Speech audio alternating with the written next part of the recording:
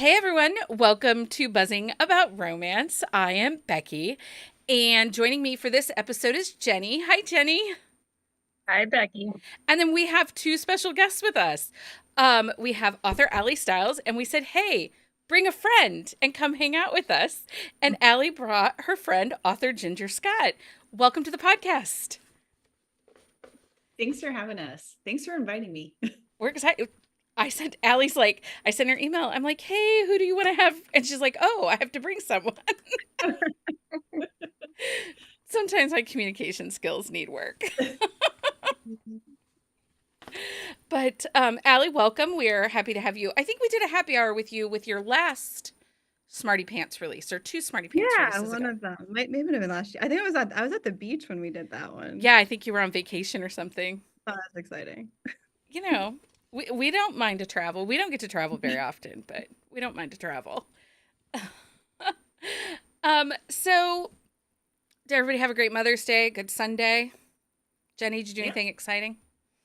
No, I just hope my oldest packed for camp, but that was the limit of my excitement. Yeah.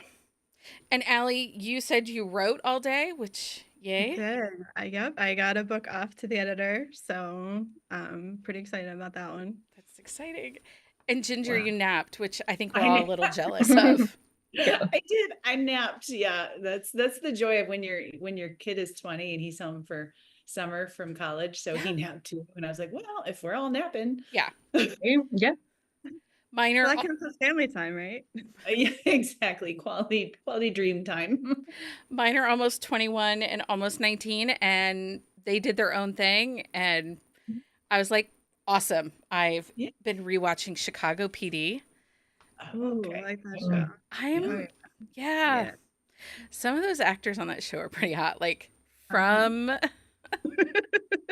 from Voight down. Like hell. Although I will say, Chicago PD or Chicago Fire. Kelly Severide, that actor. Yeah. Oh, yeah. Yeah. Is it Tyler Kenny? That show's so crazy though. What? It's so crazy. Like, None of it is real. Like we're Oh no, it's so not real. Yeah. you're like, It's so my husband's from Chicago. So being yeah. married to Chicago, I'm like looking around, I'm like, oh, they're nothing. They don't no, they don't look like the show. no. My husband's a paramedic and now he works as a ER nurse. So yeah, like realistic part of any of those situations. In their break time, they're like, having contests for who can make the biggest tape ball. Like that's Right.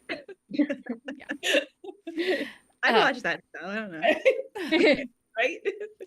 I mean, I feel like I am kind of watching it right now. Just for some eye candy on the TV. I don't know. So I can binge watch a show, but I can't binge watch or I can't binge read books. Does anyone else have that problem?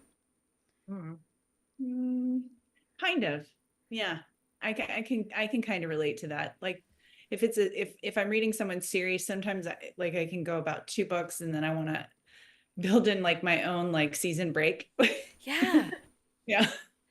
Sometimes it can get like binge reading, I struggle with sometimes because then things start to blur together and I'm already terrible at names for characters. I change character names if I don't like the name. I don't think you're the only one that does that. Yeah. Like, there's no rhyme or reason. I might have liked the name Lucas in the last book, but in this book, I've changed his name, to Kevin or something. Oh, I have to usually stick with the same first letter. So See, so that way my mind just kind of like replaces it. Yeah. I don't know. Aly, do you binge read? Um, it depends. I binge read at the beach. Okay. Because that's really the only time that I really can do like fun reading. Yeah. And so when I go to the beach, that's my reading time. So I think last year I read 11 books. I was at the beach. Like that's all I do. Nice. So yeah, but I think TV's easier because you can do other things while you have the TV on. Yeah. Whereas reading kind of like I mean, it's not often that you have that amount of time that you can devote just to reading as much as I wish we did. Well, yeah. True. I can't fold laundry and read at the same time. Unless you do an audiobook, I guess you could. But. Right. That's where insomnia comes in handy. That's true. That is true. Actually, I was Yes. up at 3:30 reading. I have like a whole second life after like 10 p.m. Like, okay, day job's done, family's done. Oh, That this is chick true. gets to sit awake for 6 hours. I feel this to my soul. Right. Yeah. Well, and we got a new puppy last fall, and so there for a while he was having to go out a couple times a night. And I'm old and my children are older and I haven't done middle of the night like potty breaks in a very long time. And it took a lot for me to like learn to fall right back to sleep. So there was a Yeah. lot of 3 a.m., 4 a.m. Yeah. reading. I'm up all the time. Yeah, I do. I read a lot at night Yeah. for sure. My Kindle gets a lot of action. I never have to worry if I'm going to keep my Kindle reading streak because I know that I'm always reading after midnight. Right? I'm always like, oh my gosh, I didn't read today. And I was like, wait, I technically did read today. You did. Your Kindle streak is safe. So we have a segment that we call our romance term of the week, and we have some different topics that our listeners have been asking for us to do like an episode on, but it come to find out it's different topics that we don't necessarily read a ton of. So right now we're in the midst of our enemies to lovers, defining it versus rivals to lovers and adversaries to lovers and the difference between them. So last week on the episode, we did enemies to lovers. This week, we're defining rivals to lovers. So the rivals to lovers trope typically involves characters who start off as competitors, adversaries, or rivals. They may have conflict, goals, personalities, or ideologies that put them at odds with each other. However, over the story, they gradually develop mutual respect, understanding, and eventually romantic feelings for each other. So here's kind of the definitive difference. Enemies to lovers is about the characters who start off hating each other that have history of hatred and animosity. Versus rivals to lovers, they aren't going to have that history piece. It's just going to be this competition or something that created this tension between them. Both tropes involve characteristics transitioning from negative to positive relationship. Rivals to lovers tends to focus on the competitiveness adversaries who become romantic partners, whereas enemies to lovers center on characters who start as outright enemies before falling in love. So come to find out, we don't read a ton of enemies to lovers. I don't know why. I don't know why we don't. Huh. I struggle with it because I think that it's one of those, it has to be done in a way that it makes sense, that they don't just go from hating each other to all of a sudden, I love you. Like, I don't mind a hate bang or anything like that. It's just the feelings have to make sense. I like it when there's a past history and then something happened that made them hate each other. And then so there's always that conflict that, I used to love you and now I hate you and now I don't know what I am. And Yeah. That's my favorite trope to write. Yeah. Oh, Yeah, I know. there's That's my so favorite much, trope to read so much here. to play with for tension. You've got Yeah. so much tension. You've got so much to do with dialogue and banter, and so yeah, I love writing that one. But I have written rivals as well. Yeah. My last Smarty Pants, actually, not this year, but last year, Look Smart was a Yeah. rivals. Oh yeah, it totally was. Yeah. Yeah, they were Yeah. competing. And they have great banner. Yeah. Literally competing for the same account. So I guess my first book this year was kind of a rivals. The Tomboy and the Captain, because they're both like, they don't really have like a deep history. It's just like their college term, but basically the hockey team took over the volleyball team's space. So she has assigned all of this blame to the hockey captain because he's like the face of the team and she just hates the patriarchy and therefore hates him. Yeah. See, go ahead, Aly. What were you going to say? No, I was going to say that I think the difference, that at least for me, when I was writing rivals versus enemies, is rivals is more of an outside conflict. Yeah. Their reason for their conflict is outside, external, whereas an enemies lovers, it's really more of an internal. Because even in my rivals book, they actually, they had a one-night stand and kind of were with each other from the beginning, and that was where the tension was the fact that they weren't allowed to be together. Yeah. So I think that's kind of, for me at least, that's where the Yeah. difference comes in. Yeah, there's like a personal pain point when Right. it's enemies to lovers versus the rivals. Well, and I Yeah. think enemies has to have that background, that history that makes it, that adds to the intensity, the angst, that they Yeah. have to work through. And sometimes for me, I don't know that I believe the history enough. Like I can buy a one night stand and I can buy like, Hatfields and McCoy kind of vibes, like the warring families and stuff like Yeah. that. But everyone always says, "Oh, the hating game. Like that's great enemies to."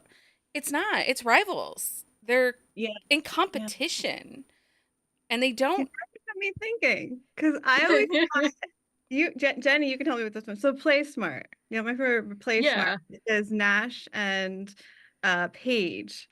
I always thought that was, I consider that enemies to lovers, but they wouldn't have had a history because they just met, and Right. technically they're rivals because they're competing for the same job, even though one Yeah. of them doesn't want the job. Yeah.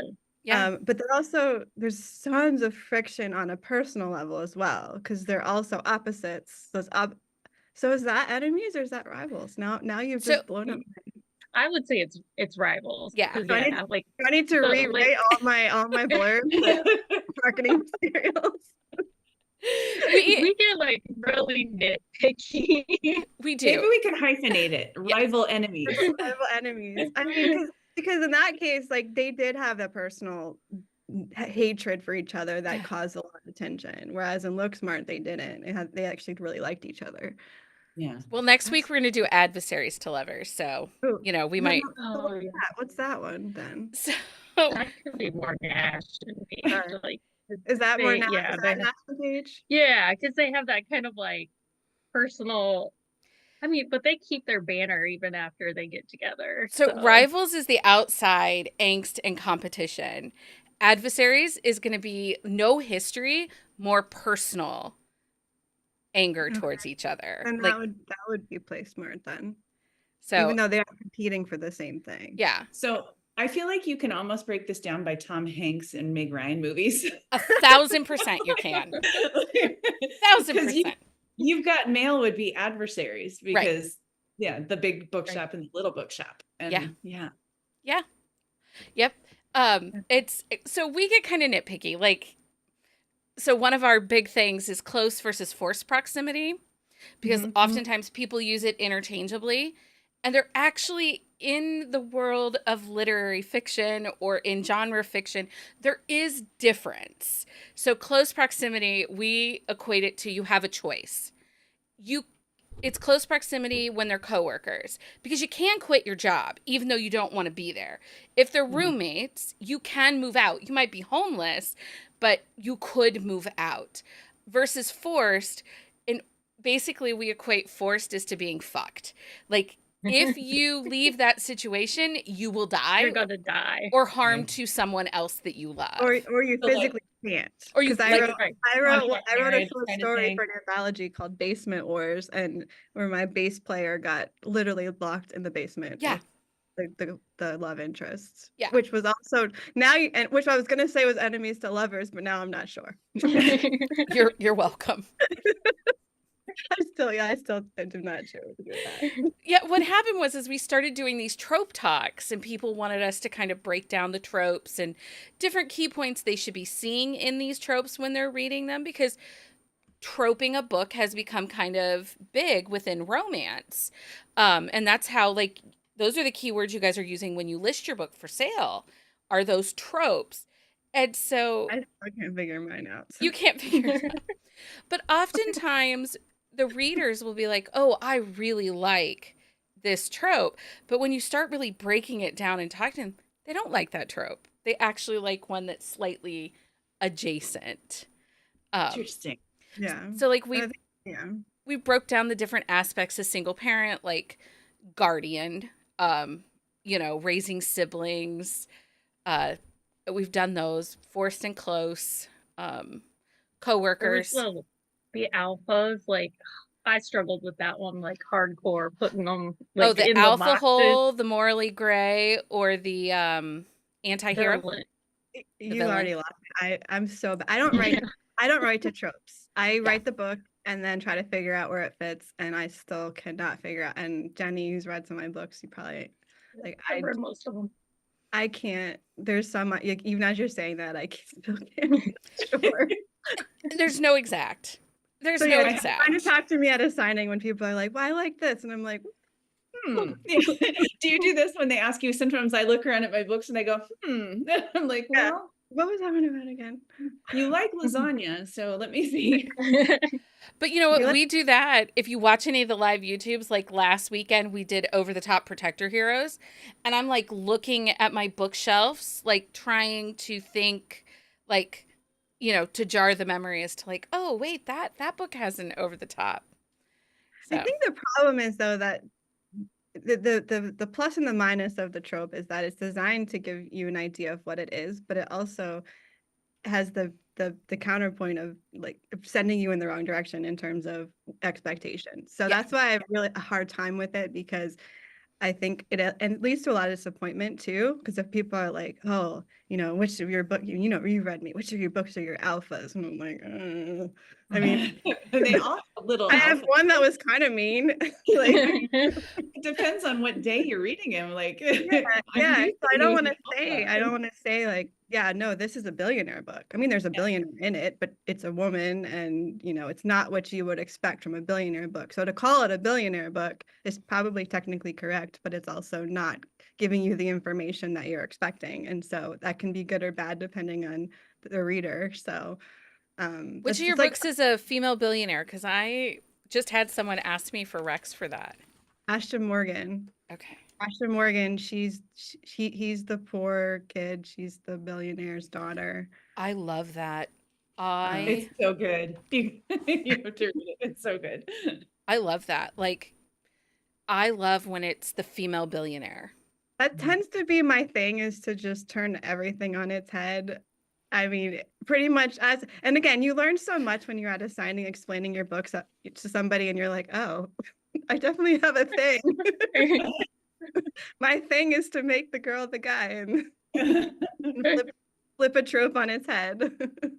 There's nothing wrong with that, though. I kind of like that because it takes. I've been reading romance for a very long time. I've been reading romance since 1991.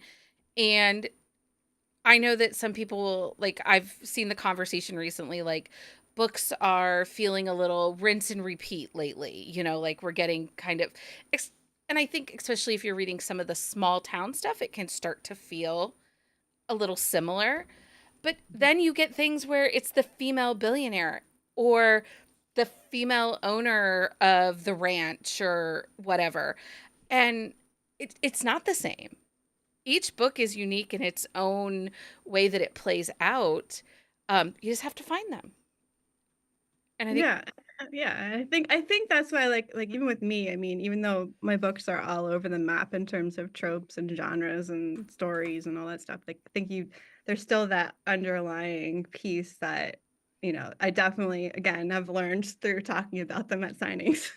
That is definitely an Aly thing. Typically it's the troubled guy being saved by the strong woman. So if you don't like that, you probably aren't gonna like a lot of my books. But yeah, and a lot of that is involved with kind of flipping things, like you said, the billionaire, she's the wealthy one, or like in Street Smart, she's the boss, he's the intern. And even in my age gap, she's the older one, he's the younger one. So I don't know. Yeah, I have a thing. that's okay. Ginger, do you have a thing? Gosh, sometimes I like to, I really actually push myself to go the unexpected way. So I write a lot of sports romance. So I know everyone loves it when like the team wins and everyone gets their way, but I like to see it go horribly wrong.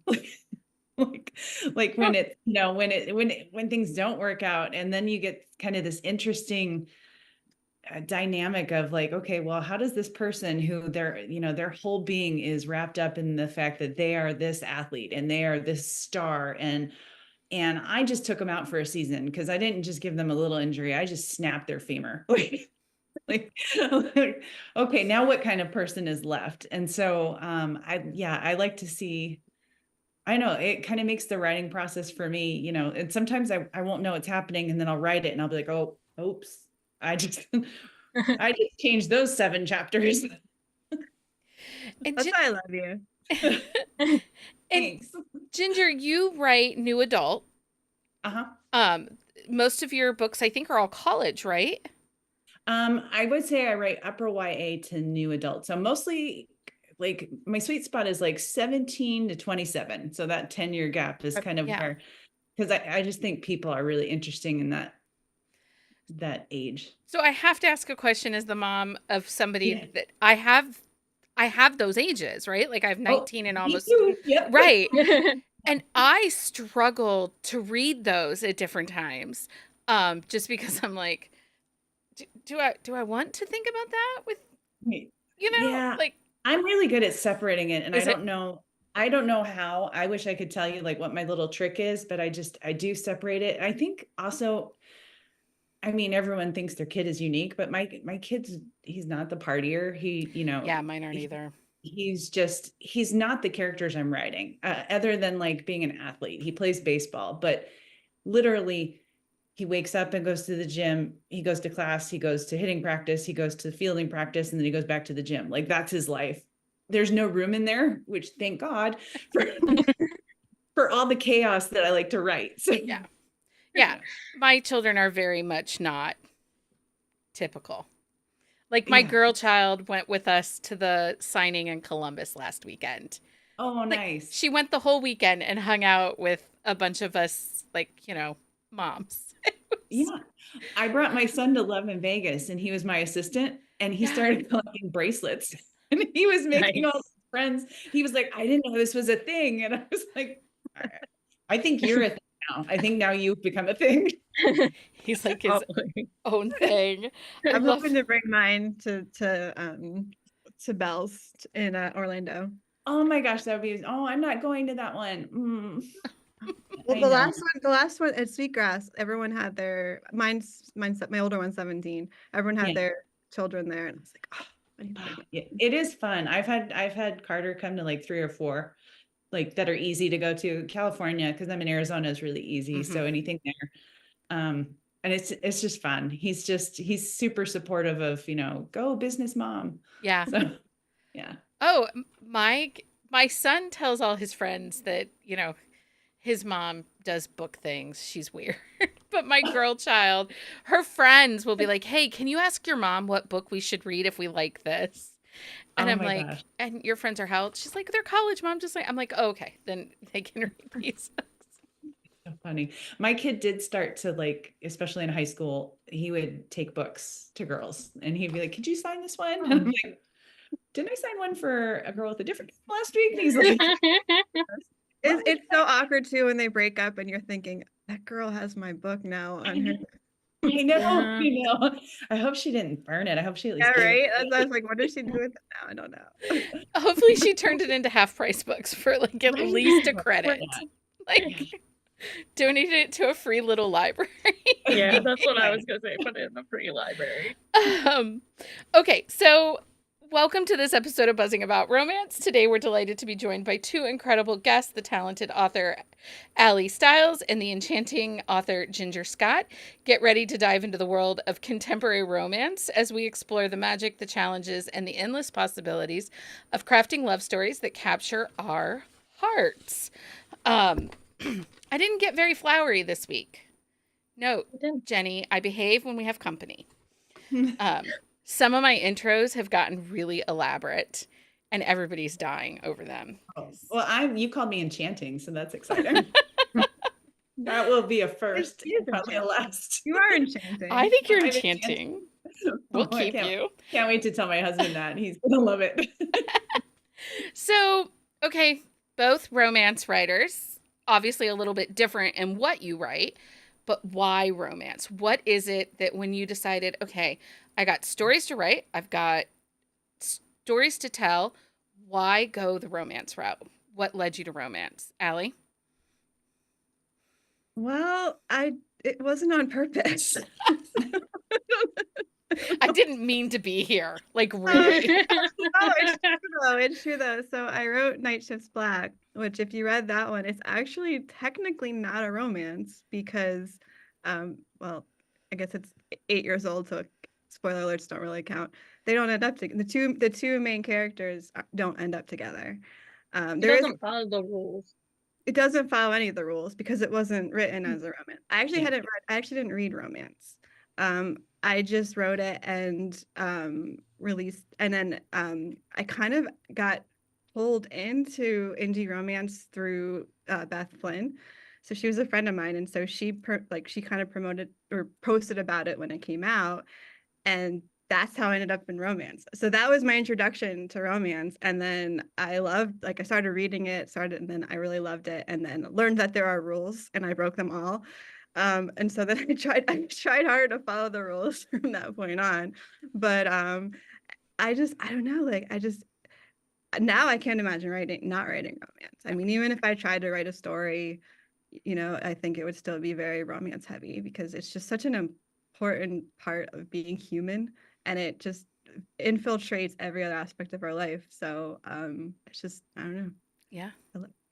I'm glad it worked out that way, but it wasn't on purpose. Was not on purpose. Ginger, what about you? What led you to the romance? Yeah, I mean, I think a lot like Aly. I did, for me, like my reading journey started as like the awkward 11-year-old that finally picked up a Judy Blume chapter book, and it was forever. And I remember it was the first time I read a book with sex in it, and I was like, oh my God, I'm gonna have to hide this from my parents. And yeah, come to find out, like, older version of me, my mom's like, yeah, honey, I read Anne Rice, you're fine. But I just loved that it was a book that had so much, it dove into the internal, the feelings, and not just those surface, butterflies and falling in love with someone, but also the feeling inadequate, sort of the anxiety that comes along with being that age, which is probably why I gravitate to writing that age, because it's so much of figuring out who you are. Like, even if you think you're confident at that age, now that I'm very far from that age, I know that it's a whole different level of confidence that happens as you age. And it just, I don't know. I love the feelings, and I would contend that everything somewhere has a romance in it. Because I mean, you look at like the story Divergent. The reason I love Divergent is because of that scene where his hand, where she finds out that that's it for me. I was like, oh, I'm all in now. Now I'm all in. Okay. Yeah. Dystopia, but Theo James just did this. Yeah. No, Yeah. I think that a lot of things have romantic elements. Like, Mhm. we'll be watching an action movie and there's a romantic subplot to it, Yeah. Right. Yeah, Jeremy watches a bunch of anime, and I'm always like, Yeah. don't. Yeah. You're like, I could tell you this whole trope right now. Right? Exactly. Well, it's funny, and my poor husband, because he does all our production stuff for the podcast, and he listens to me. He now tropes his own shows. He'll be like, this is kind of a, XYZ. And I'll be like, yeah, it is, dude. You're right. Like, this is our life now. You know which one's fun to trope is Game of Thrones. Try troping Game of Thrones. It's all the tropes. It is all the tropes. All hyphenated.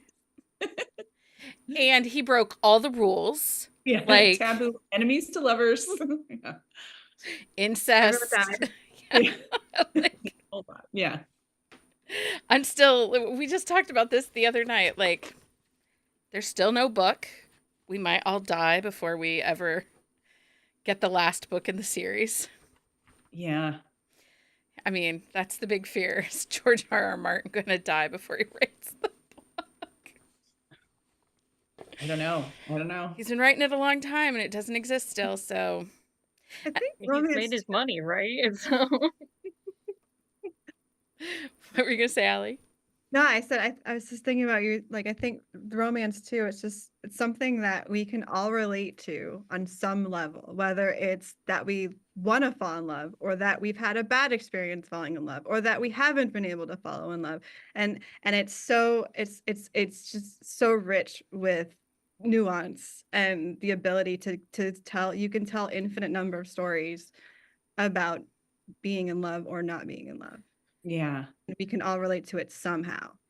Yeah. I also think romance has a piece that allows all of us, no matter who you are, what you are, how you live, to be seen.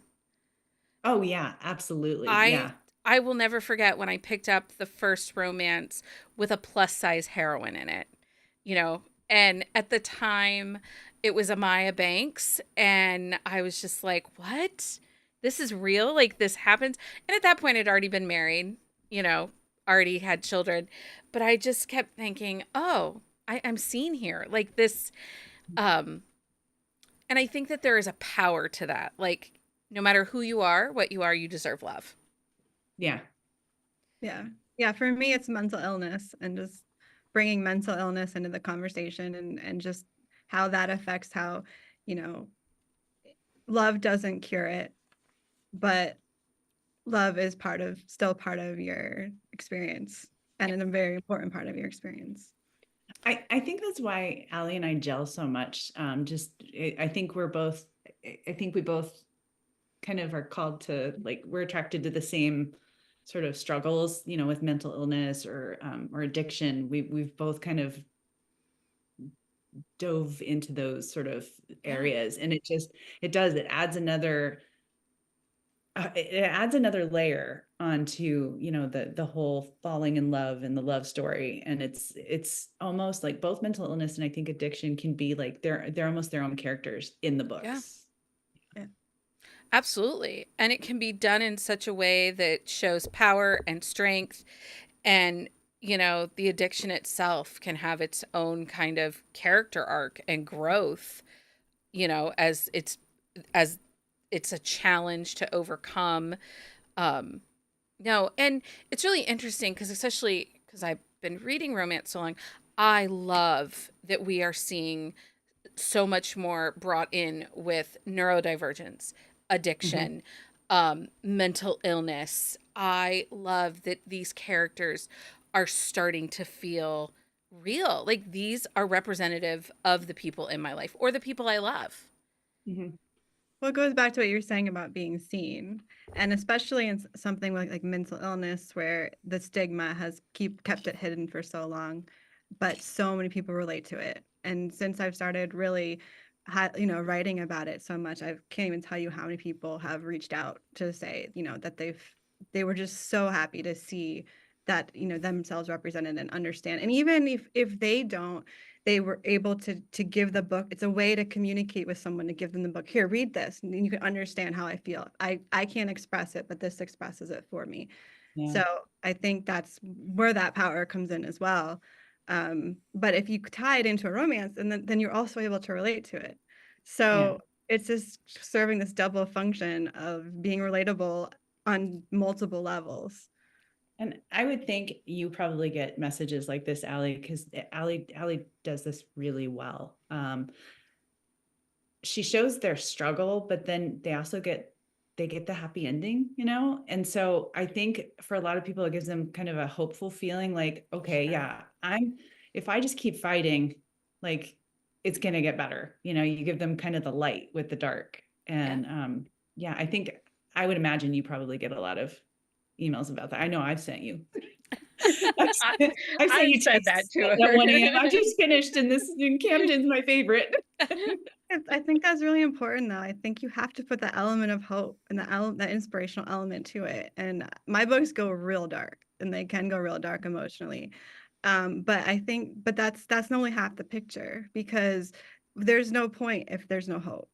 Um, Mhm. and I think part of that conversation is the fact that there's hope, because there are so many things that we can do to fight back and fight against, those struggles. And part of that is relationships, not just romantic relationships, but friendships, you know therapists, people who have been there before, support systems. And so part of a lot of my books are also found family. It's finding that support network that you need, whatever that looks like. It doesn't have to be, Yeah.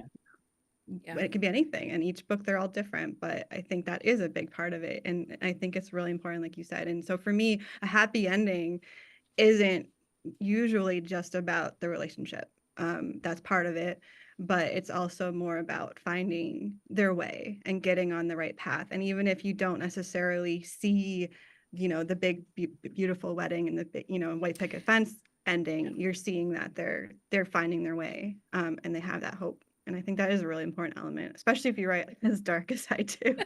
You need to have that element of hope.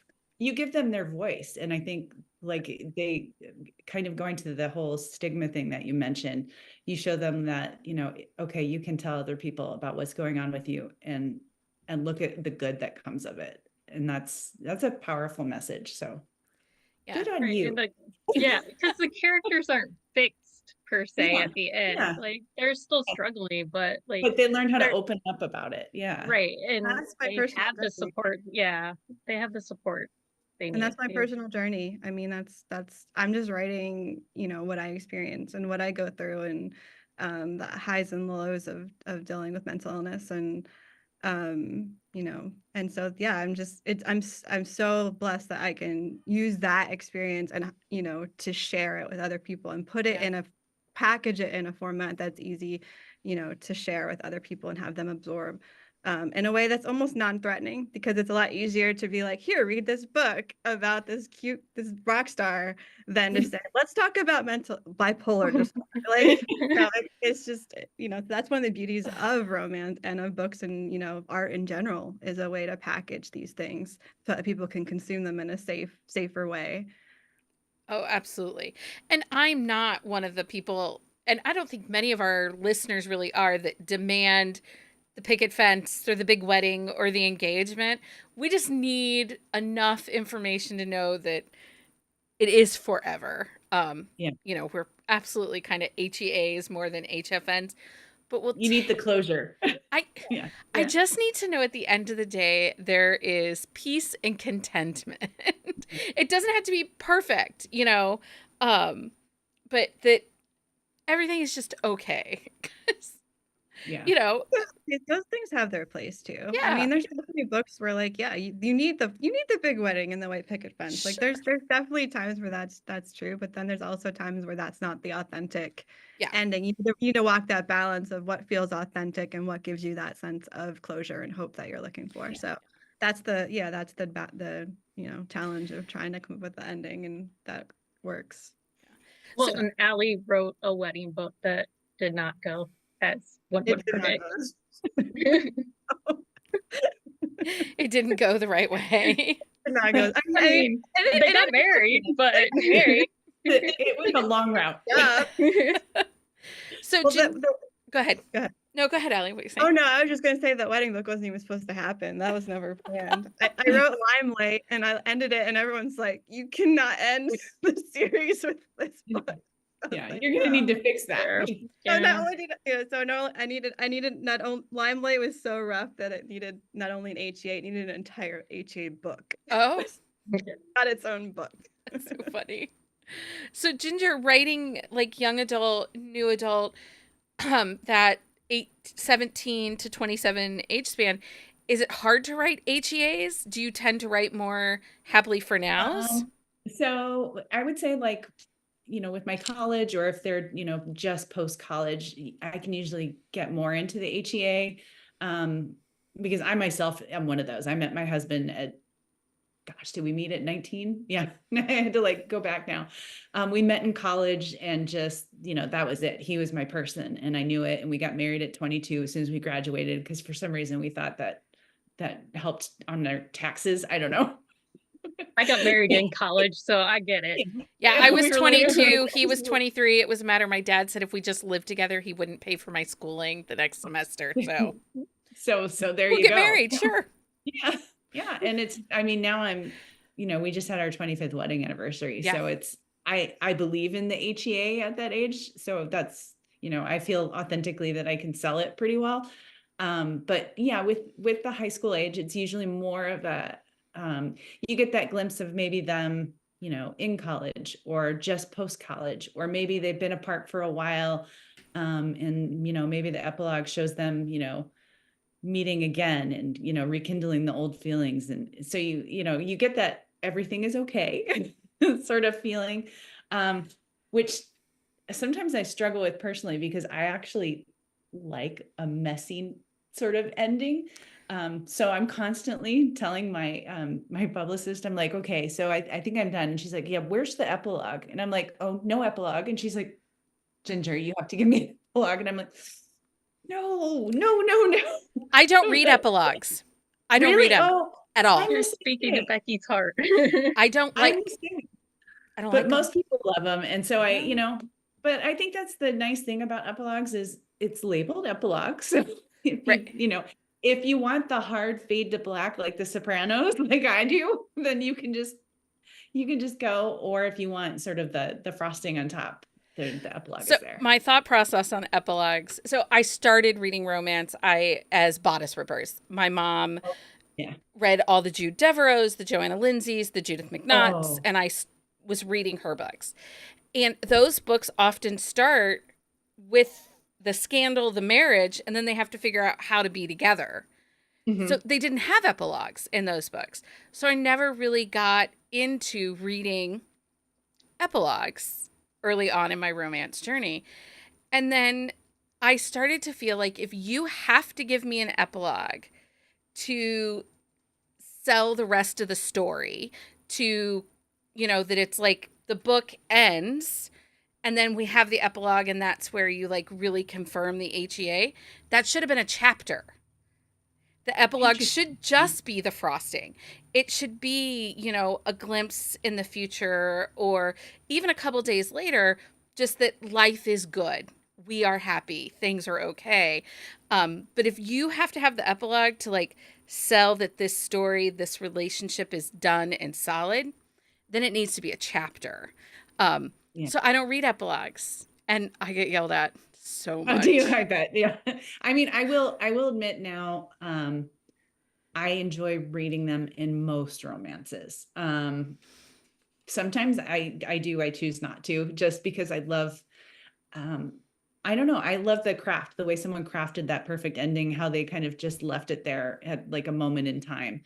And I find I usually try to do that, especially with the young adult, to just sort of leave them, because as much as young adult romance is about two people falling in love, it's also about them falling in love with themselves and it's their character arcs. So it's almost more important at the end for them to, okay, we've finished this journey. We're ready for the next one separately, and then, in a good space together, in a healthy space together, maybe in the future we come back. And Yeah. so usually my epilogues for a YA are sort of that like looking glass of, do they, do I get to see them? Do they reconnect later or are they still, at the same college, that kind of thing. Yeah. Allie, do you love an epilogue? I saw your look of like, what? I mean, like everything, it depends on the story. Some of mine have epilogue, some of them don't. I mean, I'm definitely like just feel it out. Yeah. Sometimes I feel like, there's nothing new to say here. The thing I don't like about epilogues, especially in series, is that you're locking yourself into timelines, and I don't like that. So I tend to, if I do write an epilogue, it tends to not be too far in the future. Yeah. To leave myself flexibility in other stories, especially if Yeah. they're interconnected.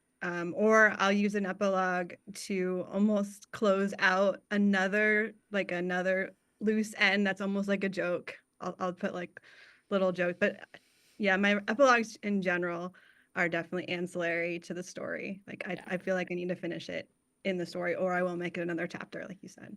Okay. But it is Yeah. hard. It is hard because sometimes you write that line and you're like, that line, that's the end of the book right there, that line. Yeah. And it's like that perfect line, it's like you want to end the book there, but you still have those couple little things you got to finish, like those little Yeah. Yeah. But that's where the temptation comes in to just like let it be there and then I'll fix the rest of it in the epilogue. But You could just start underlining that line, like just so you I've know. already Bold written that line in italic. I've written that line in the middle of the book, and I'm like, oh, this is the end of the book. So Yeah. I have to like move it to the end of the book, Save and it. it's still in the 12 chapters before. It just Um, keeps moving down just the Word that's document. exactly what happens. It's happened multiple times, or like that one scene. I was like, oh, this is the end of the book, but I need to write 12 more chapters first. Right. Okay, so this brings me up to my next controversial question. Do you think romance needs third act breakups? No, Depends on the story. no, yeah, it depends. Yeah. I've honestly never, ever thought like purposely had one or didn't have one. It just Just Yeah. how the story Just- yeah. plays out for you. Yeah. So never thought. currently, it seems to be that lots of people are wanting books to have like a vibe, you know, and avoid the Yeah. miscommunication and just be easy, um, versus like a deep context or a deep emotional piece. Like they just want it to be easy. And then it gets messy when you start giving books that are a little more than a vibe, right? Like when you start adding things like addiction and mental health, they're not as easy to read. So that plays into, I think, this current trend that we don't need third act breakups anymore. Like they're not realistic. Nobody needs them. And I think it's because I'm so old school in my romance reading. I need the third act breakup or I need that outside piece that creates a dark moment. Yeah. Yeah. You know, There has to be conflict for sure in the third act. Yeah. Otherwise, Otherwise, it's just a commercial. Yeah. You need some kind of conflict. Yeah. there's nothing easy about my books. Yeah. So if you like easy reads, stay away. I don't want Um, easy. I want to feel those I mean, emotions. and certainly those books have their place, and Sure. you know, and there's authors that do it really, really well. It's just not what I do. So but yeah, as far as like, you know, miscommunication, all those things, I mean, again, it just totally depends on the story. And as long as it's done well and done in a believable way, and you know, I think that anything goes. I don't really follow, I would never do something or not do something with that, you know, if the story calls for it. Yeah. I don't think that I'm not thinking of those things when I'm constructing an idea in my head. Usually, like what will happen with me is I'll write something really hard and heavy, and then I might need personally as a writer to write some ice cream. Like I might be like, okay, I'm gonna write something just kind of fun. This one's gonna be fun. And when I go into something fun, yeah, it'll still have a lot of those me elements, but maybe not quite as, you know, like the standalone I wrote before the trilogy I'm working on now, which is all just kind of a college sports trilogy. There was a death. It was really heavy, and it was just and it loomed over the entire story, and it's my favorite thing I've ever written, and I think is beautiful. But I needed like I needed some good, you know, reruns, some I Love Lucy. So just to kind of like pull myself back up. So that way, you know, this fall I can dive back in. Yeah. Jenny calls those mac and cheese reads. Oh yeah, mac and cheese. That's good. It's just comforting. It's easy. Comforting. Yeah. Yeah. Know what to expect. Like Yeah. you Yeah. can And add some toppings if you want. you can. Mix Yeah. I something think in. mine probably have a little sour cream and bacon, you know. There you go. But then, you know, I'm also going to hit you with the sledgehammer that punches you in the gut. And that's See, and I want, Aly, I think that's probably why I have enjoyed the books that you write, because I love the angst and the tension, and oh yeah. She sledgehammers you all over the place. I've tried because everyone's telling me like your books are too heavy, like you need to, you know, blah blah blah, and I was like, so all right, this one I'm not gonna, you know, I can't. No. It just is what it is.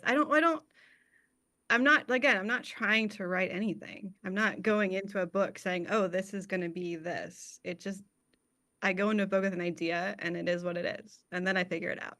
Yeah. And then I figure out how to market it. with like Play Smart and Stage Smart, like that's, you know, that's different. I think that's your version of mac and cheese, you know. That's just But even those are tough because people Right. who think for like, you know, easy rom-coms, and I mark it as a rom-com, then I get some pretty interesting feedback. Yeah, they're like, that was a dark comedy. Yeah. Like it's with this like mental illness and addiction and like doesn't really scream rom-com. You know, for me though, it is like, I think when I write, I was just talking to my husband about it today. I was like, when I write rom-com, that's the difference, is it's, you know, I pull myself back. So in one of my other books, I would have taken that element and I would have just crush the crap out of that thing. Whereas the rom-coms, I try to like, scale back, and then you offset it. So like when you're writing an angsty emotional book, you want to sit in that place, and you want to build and build and build, that tension in your heart. But then when you're writing rom-com, if you have a moment like that, you quickly follow it up with a lighter moment to break that tension much faster.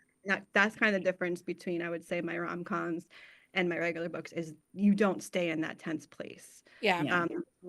A lot of humor to break all that up. And even my heavy books, though, I put a lot of humor in for that same reason, just, not quite as much. But even like Limelight had Derek, and there's always those characters that, have their purpose of trying to break up that tension. So it's not too heavy. What about you, Ginger? How is it to portray those like realistic romance and everything, but also the realistic piece of these are 18, 19, 20, 25 year olds? And I mean, I got married young, and I was a mess. We didn't have kids till we were 30. And it was like, there was a reason. Yeah, right. Well, I don't know. I love people watching. And so like, a lot of things come from that, just observing. Maybe there's an anthropologist in me somewhere that just like really loves to, observe the teenager in his element kind of thing. Me and my son are very, very close. We talk about everything. Sometimes I think he's like, okay, you could be a little less honest, mom. We don't need to, but that's just, he fully knows what he's getting into in life. And, he knows that he's got a team behind him that can help pull him out of situations. But I think that's also helped me really kind of stay tuned into that age range and that age group. And, I don't know, maybe there's a part of me that will always be there. Maybe I'm secretly meant to be a high school English teacher. I don't know, but I just, the problems and the struggles are the same, but the forces are just different. So, I mean, there's the mean girls, there's the bullying, there's the cliques, there's the stigmas, there's, the mental health, just you can talk about it more now than you did when I was Sure. 16, 17. It's all the same feelings, because I'll have 60-year-old women that will read some of my high school books, and they'll say, you took me right back. I was there. I was that girl. And I think we're all always that girl. Sure. It's just, sometimes now that girl comes with social media and like all of these other extra added forces. And young readers and then old readers, or like I like to say, teenagers my age, they want to read the authentic youth. And the authentic youth, I don't think is necessarily, their big problem isn't necessarily 10 ways to find the best dress for prom. It's 10 ways to not cry myself to sleep at night because I feel so excluded. That's what, Yeah. they want, those conversations. And I think when you see it, and like Aly said earlier, when you identify with it, that's kind of where Yeah. you can really connect with readers. It's really interesting too, especially being the mom of Mhm. young adults. Now, what matters to them, what's important to them is so different. Like I remember being 20, 21, and it was going to class and then going to the bar and, just carefree, easy, $20 in my Yeah. pocket. And, my son is sharing his thoughts on economy and politics. And it's just like, dude, you're 20, just take a breath. Like, it's going to be okay. Yeah. But maybe they're not different. It's just the outlets are different, Yeah. to do those things. And they're definitely more exposed. Whereas, I had the Cronkite CBS Evening News telling me, Right. and, when you're 16, you're like, okay, I'm done. Like that's enough of that. But, whereas he's getting it in a, 10-second TikTok video. Yeah. So it's just a matter of kind of embracing that space and including it in the story. Yeah. Okay. So next, tell us what is next for each of you. Because hard to believe, but we've already been talking for an hour. Oh my gosh. It just goes so fast. Okay, so tell us what is next for each of you. Aly, what's next for you? You just had a release, and then what's next?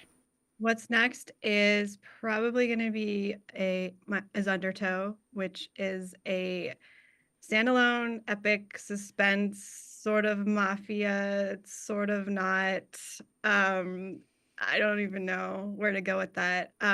One of my good friends, Julian, he's writing original poetry to go with it. It's definitely going to be. I was designing it to be an experience. So there's a song that goes with it. The song's already out. The song's been out for a while. There's a music video that goes with it. But yeah, it's going to be probably unlike anything you've read from me before. Okay. Maybe from anyone. I don't know. I told you I am the worst nightmare for a publicist. So I have no idea how you would market this book. Okay. I think you just clip that clip of what you said and then you go, ah.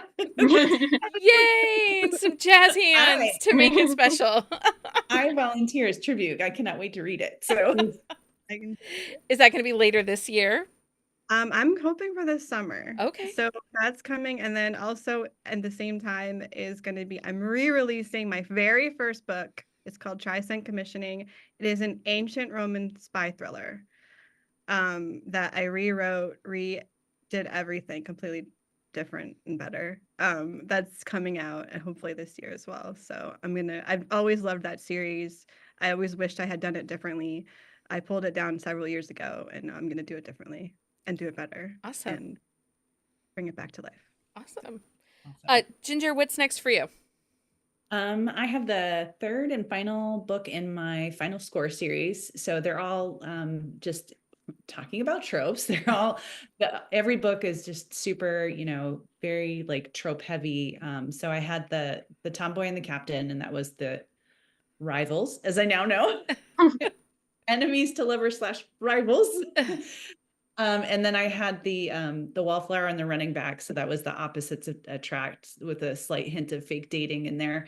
And now I'm finishing up the best friend and the shortstop. So it's the, friends to lovers with a slight twist on fake dating. And it's baseball, which happens to be my favorite everything. Okay. So this book will be, Okay.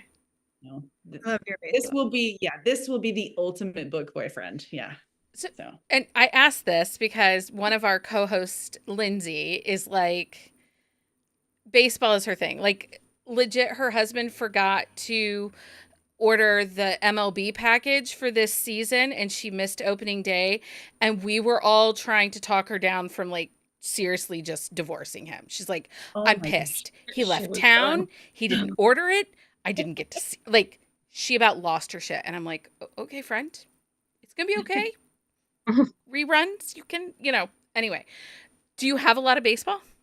I have an awful lot of baseball. Okay. Yeah. Lindsay, I would say Ginger Scott, go read them. I would say like my Yeah. best seller is probably This Is Falling, and it's college baseball. Okay. And he's a catcher because catchers are really like the heart of the team and far sexier than pitchers. And I could really get into it, but I won't. But we will tell Lindsay because well, yeah. And there's actual baseball. So that's her piece is like baseball. Somebody will say, No. oh, this is a baseball book. And then they have no clue about baseball. Oh yeah, no. And she gets like Oh no. rowdy.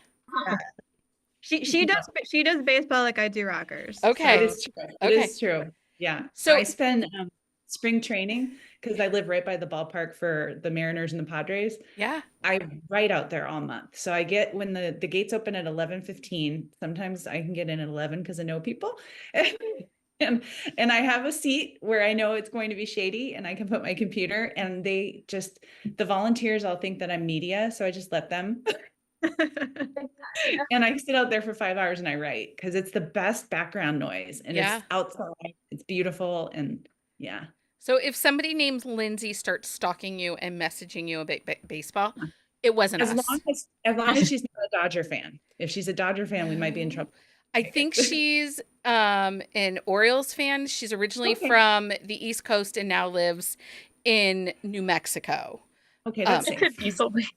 Yeah, and she's Right actually over there. she's traveling in a couple weeks to Arizona, so we're not telling her till she comes home because I really don't need you to get us. Well, Ginger and our relationship survived last year's playoffs, so It did. 'Cause, that's how, yeah, that's how you know we're legit friends. yeah, when the Diamondbacks played the Phillies, it was, we were both, we supported each other. I'm so sorry we had to take you out. Oh yeah, so sorry. That's so funny. It really sounded We got our butts kicked by Texas, so it's fine. exactly. Whoever would have gotten their butts kicked anyway. Okay, so now it's that time. It's that time, Jenny, for book Book of of the the week. It's book of the week time. There's no Leah here, so you didn't get jazz hands. I'm really sorry. Ginger will give us jazz hands. Aly, what is your book of the week? Yeah. Just say, you can say your new, because you have a new release that came out last week. Oh, okay. Your book of the Sure. week. Stay smart. Stay Is my book. Yes, it is a little bit of rock, a lot of Chad, Merkin. a lot of some Merkins. Jenny, do you want to sell Aly's book of the week? She'll do a better job of it than I will. We've learned that. Yeah. Well, there's like a little bit of like corporate espionage in there. Yeah, a rock star that's like finding how to be true to herself and a producer that's growing his confidence. Okay. And that's part of Really the good. Smarty Pants Knitting in the City universe, right? Educated. Technically, even though we're so far from that at this point. But this is book 4, so We're like 10 steps away now at this remember point. It's like very loosely like tied to like Martin. Abram has a cameo. He's on the phone. Yes. Abram's on the FaceTime call. Yes. There you go. That's the time. Ginger, what's your book of the week?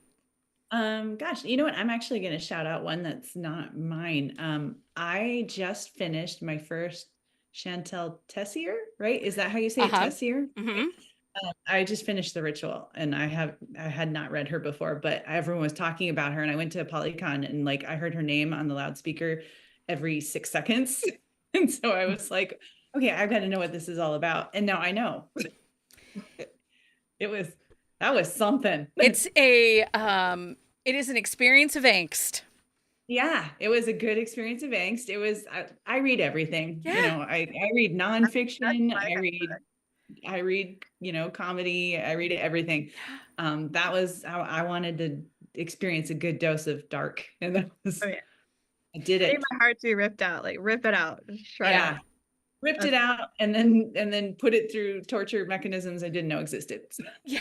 it was Yeah, her books. Yep. If you pick it up, guys, check content, trigger warnings if you have any. Because she puts that content warning right up front. So I just went through it and I was like, yeah, okay, that's me. Let's go. Yeah. I don't have any triggers, so it's really nice. But I have recently, I try to be a better community member and make sure that I caveat.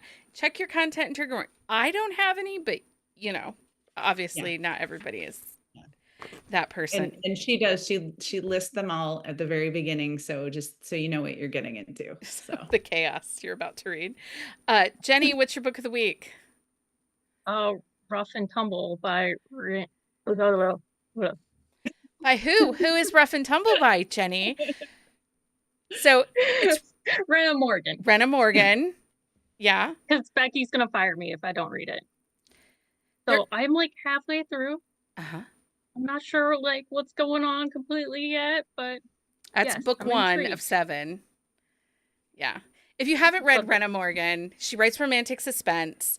She writes morally gray heroes who are over-the-top protectors, but she also likes to do a twist on the female role. None of her characters are damsels in distress. She's like, her book 2 has a female mechanic that also does like car restoration. Like that's muscle car restoration is her, what the job is. And she ends up with a doctor who he's a little girly. Like he's like always got pristine. And she's like, you need to get dirty. Anyway, she's one of those authors that I adore her books. She doesn't write a ton. She was with Carina Press for a long time. She hasn't published in the last 18 months, but it's one of those authors that her books are just, they hold up and they're really good. And I talk about her all the time, and certain co-hosts have not yet read her books. Oh, of course, she's on it. Right. All right. And so I threatened to fire them if they didn't read them. I didn't really, but maybe. That's so funny. My book of the week is Cold Hard Truth by Eva Simmons. I had an early arc of this. It is Motorcycle Club adjacent. I struggle sometimes with Motorcycle Club, especially when they never ride motorcycles.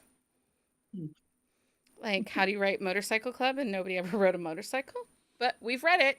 It happens. Oh. But this one, they do ride motorcycles, Jenny. I know you were That's worried good. about that. They do ride motorcycles. I was worried. I was concerned.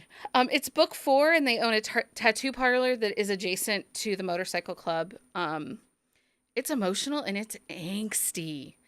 Like, and I mean, That's a magic word. I have been through it in this book. I'm like crying and gasping, and I thought I woke Mike up the other night. I was reading because something happened, so I'm like, and I was like, oh wait, that was really loud. Anyway, so that's my book of the week. Patreon update. Our May swag packs should be en route. They should be landing on people's doorstep in the coming days. May swag packs are sponsored by author Gracie Cooper and Maude Winters, and we have a couple of items thrown in from Laura Lynn Page. Inside each pack, discover an array of love-themed goodies designed to ignite your passion for love stories. And guess what? We ship these worldwide, so everyone can join in on the fun. But wait, there's more! By becoming a part of our Patreon family, you unlock exclusive perks like access to special episodes and our fabulous buzzing book club, The Ultimate Romance Adventure. Also, programming note, Quick Shots of Romance are now exclusive to our Patreon, so you can check that out over there. To stay up to date on all of our events by subscribing to our newsletter and checking out our event calendar at bookcaseandcoffee.com/events. From happy hours to IG lives and book clubs, there's always something happening in our community. Aly and Ginger, thank you so much for hanging out with us tonight. Thanks for having me. Of course. We'll be back on Wednesday night with our next book club styled episode. We're reading King's Crown by Marie Johnston, and we'll be talking about that. It was our book club selection for May. Until next time, everybody, happy reading. Are we off?